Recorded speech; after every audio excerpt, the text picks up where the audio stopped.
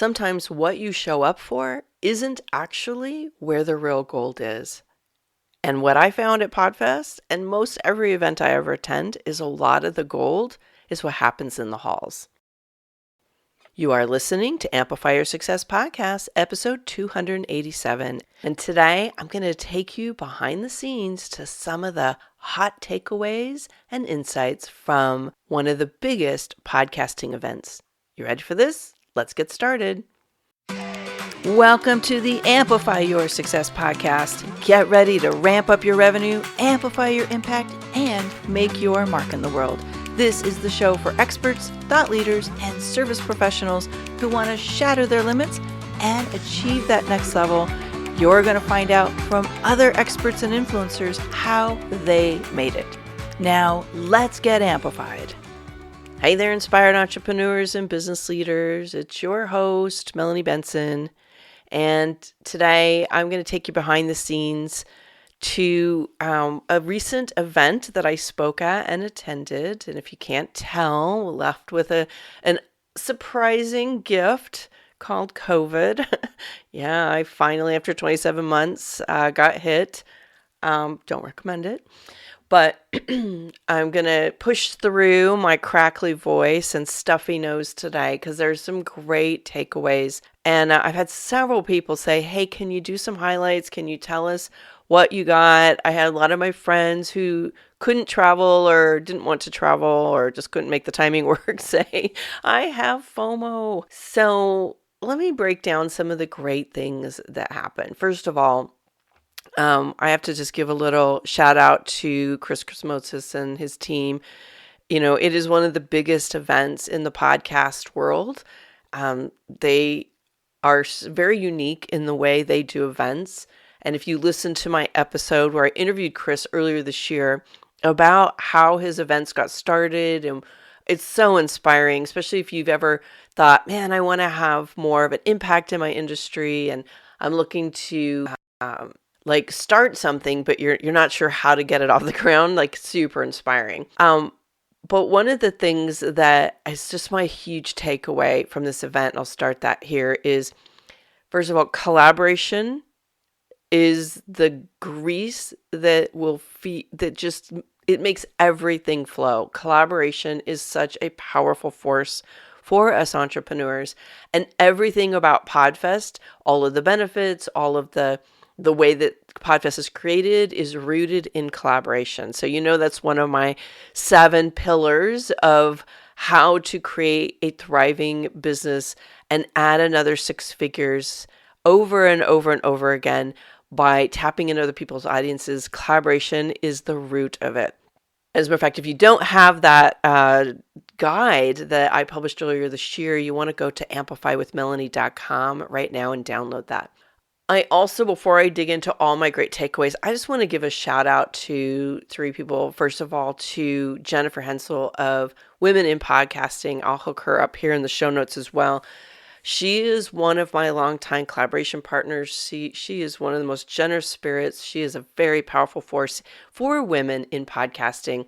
And she organized an extraordinary day, the first day of Podfest for women in podcasting. And from what we heard from the host, Chris, as well as his wife and several other people who were messaging us, that it was the most well-attended track of all of the tracks offered. And that just moved all of us because we all did not get paid to be there. We spent our own money to get to the event, and to know that we could have that kind of impact on other women who are either creating a podcast or want to grow the reach and the revenue around their podcast, that just meant everything. So big shout out to Jennifer for organizing that. I also want to give a shout out to 2 of the sponsors of that track because they are amazing. First of all, my friend Zena Mazika, who owns Magic Hour Tea Company, I asked her if she'd be willing to donate some teas to our giveaway bag. So little trick, if you ever have your own event and or you're going to partner up with someone like this, we drove a lot of enthusiasm and excitement and interest and kept people in that room all day because we were having fun and we were encouraging people to win these different prizes, one of which was a Riverside mic. Shout out to Riverside. But oh my goodness, like her teas are so extraordinary. I'm actually sipping on one of my favorites. It is the Goddess Green, which is a really nice light, kind of like a florally green. I also love Mantra Mint, which is has ashwagandha in it, which helps with adrenal burnout and managing cortisol spikes and things like that. But she has this unique way of hand crafting teas that meet us more spiritual, more conscious entrepreneurs where we are, and to feed our souls and nourish our bodies. So thank you to Zena Mazika of Magic Hour Tea and her whole team for shipping out teas for the giveaway bags and these gorgeous tea infusers. So it was the highlight of, or one of the 3 highlights of the giveaway bags. And thank you. Second or third shout out, I guess now, is to Vervante Printing and Publishing. I have been working with them for 18 years. And I reached out to the owner and asked her if she'd be willing to sponsor the bags as well. She sent these gorgeous gratitude journals. I can't tell you how many people came up and said, how do I get one of those? Or do you think they could print on demand for me my card decks or my journals or my books? And I'm like, yes. So I will link up both Vervante and Riverside, or I will link up all the information on the sponsors that I've mentioned here on the show notes. Sorry, still having a little bit of the COVID brain fog. So again, thank you to all of the sponsors. I'm just touching the surface here. Now, let me get into some of the takeaways. I go into these events with not necessarily an expectation to learn something new, but an intention to get at least 3 new takeaways and to meet at least 5 new collaboration partners. So that's takeaway number 1 for you. When you go to events like this, whether it's virtual or in person, I want you to explore with yourself, like, what is a return on investment I need from this? Now, I was also a speaker, so that changes and skews my takeaways a little bit. But I went in just knowing, like, once I was done with my track on the first day, I was there as an attendee. And I knew I wanted to walk away feeling inspired. I wanted to infuse new thinking, and I wanted to activate some new connections, because those connections turn into collaborations, which turn into new business, which means I get to meet and serve amazing new clients. So here were some of the learning takeaways that I got. 1, there is a podcast for everything. Like, I forget, because I'm so entrenched in the entrepreneur business world, how much podcasts reach other types of industries. And so true crime is probably at the top in terms of what people are listening to in podcasts these days. But there's literally a podcast for everything you can imagine. There are 2.8 million podcasts listed on Apple right now as I listen to one session hosted by BuzzSprout CEO Tom Rossi.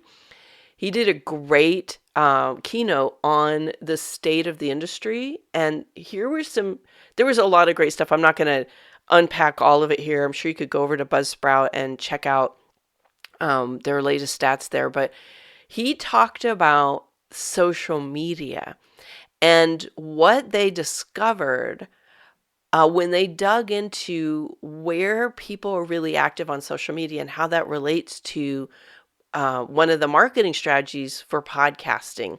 So just take a step back. Podcasts, one of the powerful ways to spread your message about your podcast is to make sure that you're sharing it on your social media platforms. So Tom was unpacking, like, where are people active? Because continues to be all kinds of new social media platforms emerging right now. And here's what I heard over and over and over again. TikTok is the bomb right now. Now, I will be in full disclosure here. I am not on TikTok. I don't have any big plans to be on TikTok. That could change at any time. But right now, I am not planning on adding anything else. But what was really interesting is in the segment of lists of social media, active social media users 12 to 34 years old, TikTok is surging. It's surging in people using it of all age groups, believe it or not, but the biggest growth was in that age segment. So if that is your target market, if you work with young people, if you are working with millennials and people in that high school to early adulthood as one of your audiences, this is a key platform for you, A, to share your podcast, and B, to build a presence. Here's what else was interesting. Facebook continues to be the most used platform by people in the age group 35 to 54. Now, I know Facebook is very, let's just say it's got its challenges right now, right? And if you are having Facebook presence, if you have a Facebook group, you know the algorithm changes continue to challenge us to reach our clients and to serve them well. And interestingly enough, one of the conversations has been like, should we go to Discourse or WhatsApp or Google Chat or whatever? Like, is there another platform where we could better connect with our audience? And because Facebook continues to be most used by that primary segment of users, it continues to be the best place to connect. Just means you got to learn how to really work Facebook if that's going to be your age group. But here's some interesting growth opportunities. Instagram is number 2.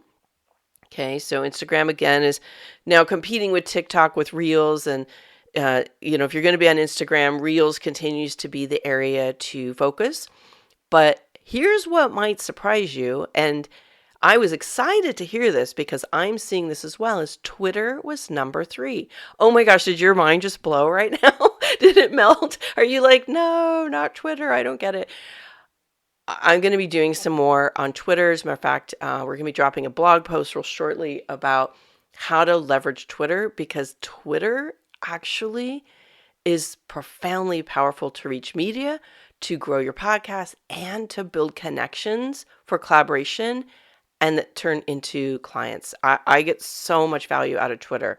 As a matter of fact, one of my star clients, we've been building a platform for her on Twitter because it's her number 1 platform. So don't dismiss Twitter. And if you're not there, consider tapping back in. Now, let me get to a second thing, a pillar that really emerged as a pivotal conversation. And my friend Allison, Melanie, and her lawyer, Ash, I can't remember her last name, but I'll hook it up here on the show notes.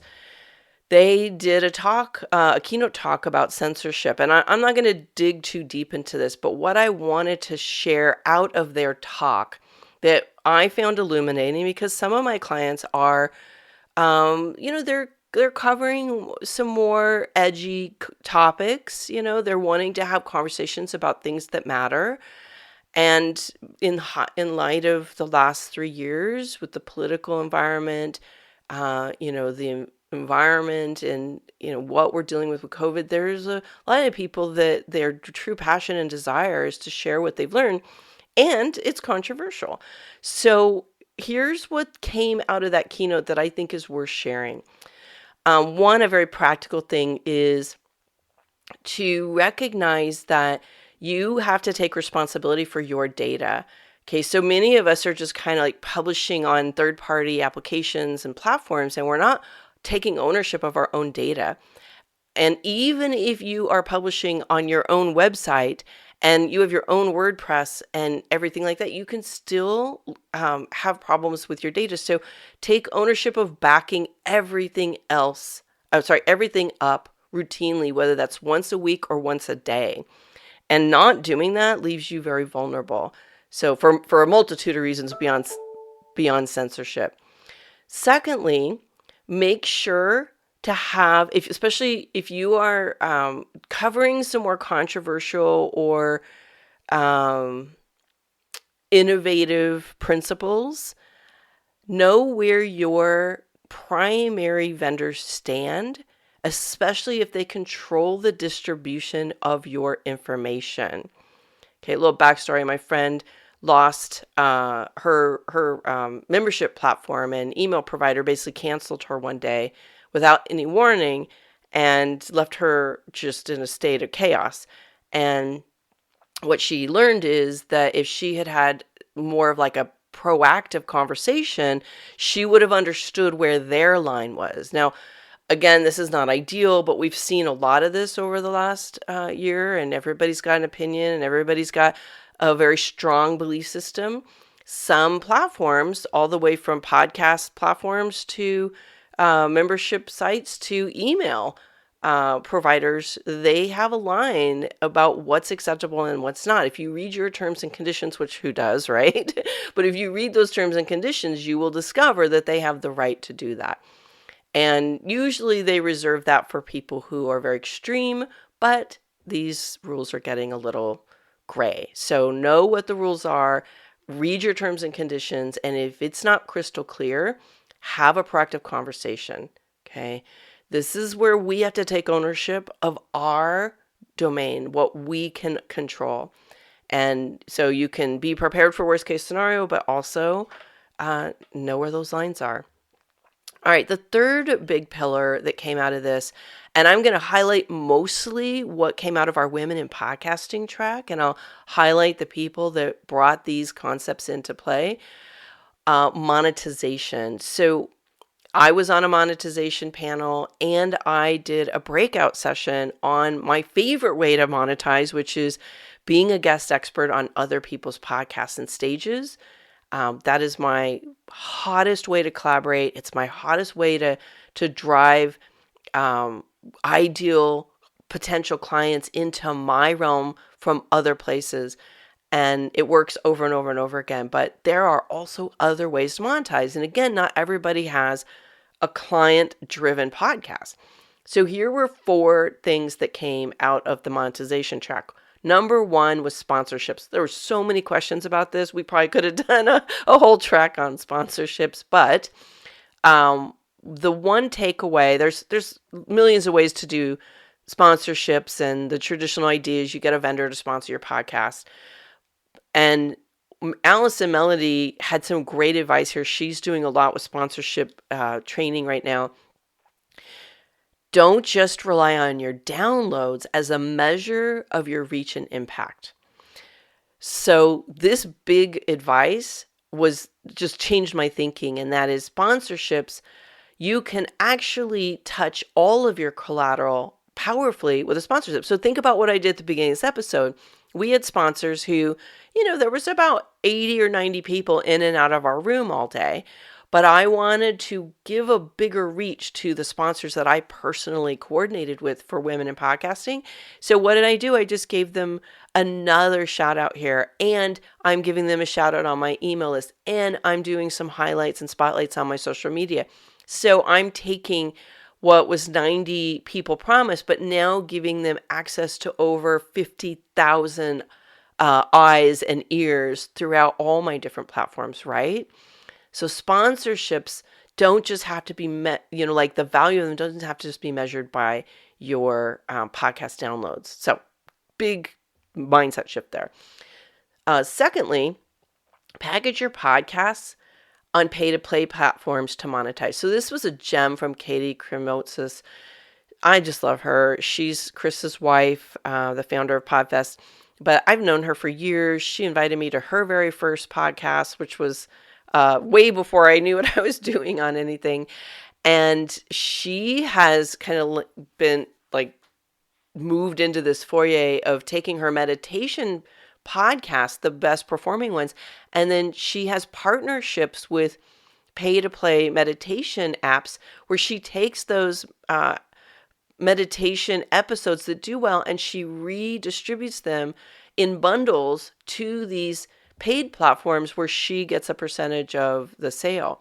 So another out-of-box way to think about how to repackage and repurpose what's working in one platform and move it to another platform. So there's so many different ways you could do that, from gated content to like taking your podcasts and have a premier level that people pay to access more premium quality content. So lots of options there. Third, build a micro community around your podcast. This was Jennifer Hensel. She has done that with women in podcasting. Brilliant strategy. And it's a paid strategy.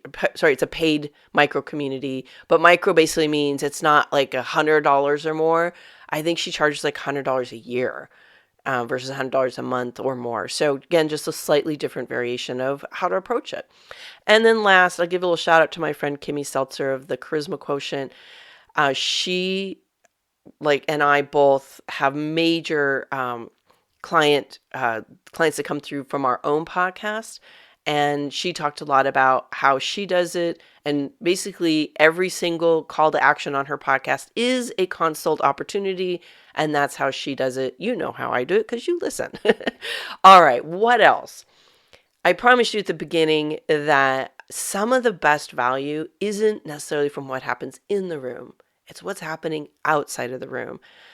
And as usual, I found just such an extraordinary, rich new community to cultivate and connect with. And I left with hundreds of people to connect with. So if you're listening, I will be reaching out now that I'm getting on the other side of this bug.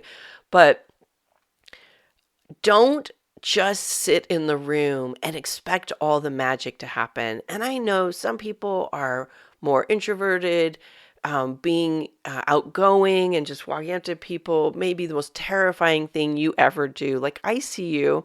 I get it. It might surprise you to know that I'm not the most outgoing person by nature. I can get very overwhelmed in a crowd, but I have strategies that work for me. And here's what I did. First of all, I did several posts in my social media to say, hey, if you're going, there's a group for this community, and I posted there, if you're going, hey, give me a little shout out. Let me know you're going to be there so we can be intentional about connecting. So instead of trying to find people in over 1,000 attendees, we were making connections on social media and saying, hey, I know you're there, or people knew I would be there. And if they wanted to reach out and connect to me, they could put my face together with somebody walking down the hall. Secondly, know where the influencers are hanging out. Here's a little insight. They focus on having fun. And if you move into the having fun energy and you look for where people are having fun, then you will find those influencers who you probably aren't going to get to activate a conversation with you on social media. So, we know people hang out in the bar. There was a couple times we were out by the pool and we ran into people. They hosted networkings and karaoke parties, which is probably how the super spreader thing kicked off. But when you go to those events, it's almost like the connection momentum exponentially is off the hook.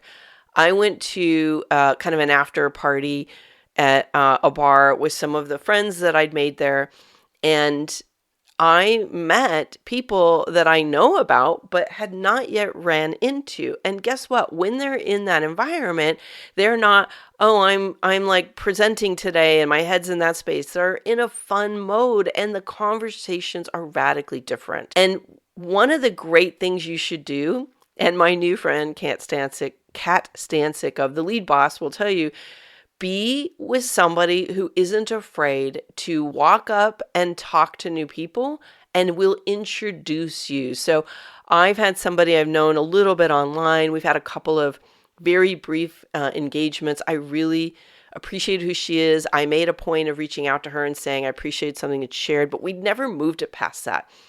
But we both knew we were there. I literally came down the elevators, ran right into her. We started talking. We spent an entire day hanging out, and she's like, "Oh my God, I'm hanging out with you the whole time. Like you're great. You're a great connection activator." Because I just kept introducing her to new people, and then she would introduce me to people who she had met separately, and that is a great way to show up at an event. Find a buddy who's a little bit different energy than you and you guys do your magic together.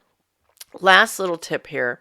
And by the way, you'll be seeing Kat on Amplify Your Success real soon. She just is amazing, and I can't wait to share her with you. Last little tip here, get to know the vendors. So almost always at an event, there is a vendor hall, an exhibit hall. These people are paying to be at an event. And oftentimes, a lot of the cost of the event is offset by their generosity, their presence there.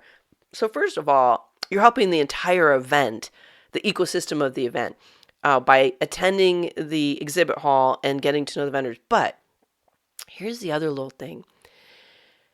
You have no idea how many times those vendor relationships are going to come back as value for you. First of all, almost always they've got some kind of special at the event. Secondly, there are things that can emerge when you take the time to bond with them in their exhibit room, or at least start the connection and move on. I was walking down the halls, ran into somebody who was attending a booth for my friend Michael Neely. His name's Mark Porteous. And we have been kind of dancing on social media for a really long time, but it never landed anywhere. We had so many great conversations, and so many powerful opportunities are emerging from that conversation. I also found, people that are my vendors, going and putting my face with them would emerge other opportunities that would never have happened on email. So take some time to get to know the vendors and the speakers. Now, not all of them will make themselves accessible, but most of them are there to build connections. They're there because they're trying to build up, sales or relationships, and they're open to collaboration as well. So this is the time to do it, not when everybody's back in the office and busy. On a personal note, I'm going to just wrap up with this takeaway. I know it's been a little bit longer episode, but I hopefully it just dropped some power gems for you. I have found, going back to the networking and recognizing that the connections are what I think makes these kinds of events worth it. I invested $3,000 or $4,000 to be at that event. And yeah, I've landed a couple clients already, which will probably quadruple that investment. And what I notice is that when you show up real and authentic, that's where people really bond with you. Like, there's a lot of movement and energy, lots of, fun conversations and stuff. But the people I really bonded with, we had real conversations. I didn't focus on meeting 1,000 people.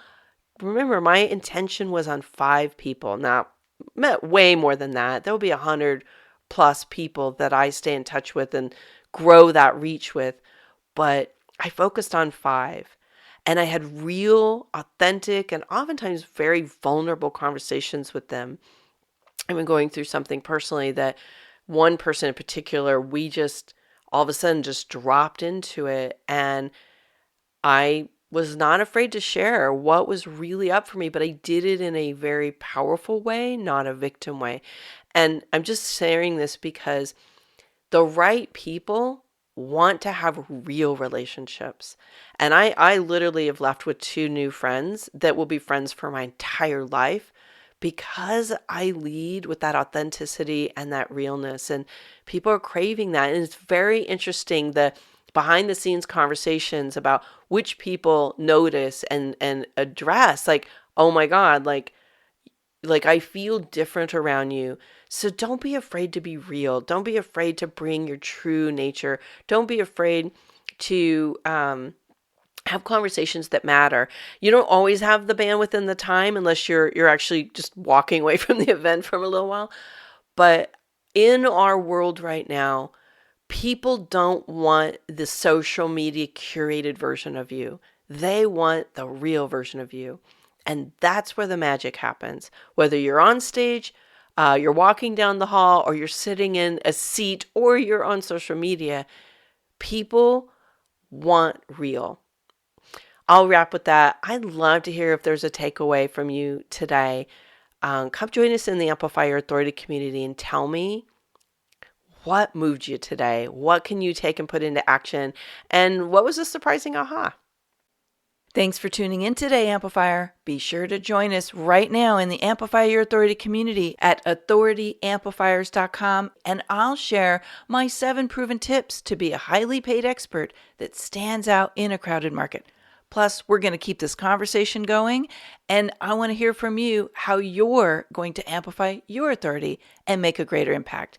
Before you go, please take a minute to give our show and our guests some love over on your favorite podcasting platform. Subscribe, rate, and review. Leave your full name, and I'll spotlight you and your authority on social media.